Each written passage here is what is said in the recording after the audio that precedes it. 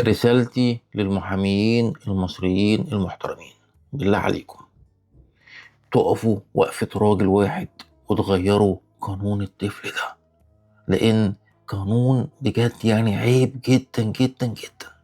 يعني فكر كده انت وهو، لو اللي حصل للعيل بتاع الإسماعيلية ده حصل لابنك أو بنتك، هيبقى موقفك ايه؟ انا عارف كلكم ضد اللي حصل ده وعايزين القانون يتغير، بس عايزين وقفة بقى جامد.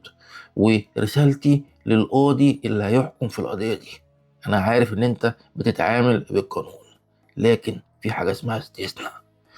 فكر برضك في لحظة، لو كان الكلام ده لا قدر الله حصل في ابنك او بنتك، كان هيبقى رد فعلك ايه؟ فنحاول نغير القانون ده يا جماعة بجد.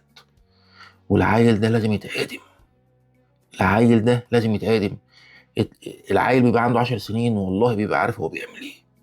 فقانون عيب جدا جدا جدا، لان لو كده بقى يبقى كل واحد متغاظ من واحد يروح يشوف العيل الصغير ويخلص عليه بجد يعني. فحاجة يعني ما تنفعش، القانون ده لازم يتغير. يلا، ومعمرك عليكم، وربنا يا رب يصبر اهل الولد اللي مات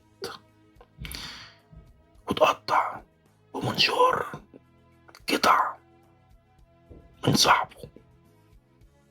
حاجة غريبة. السلام عليكم.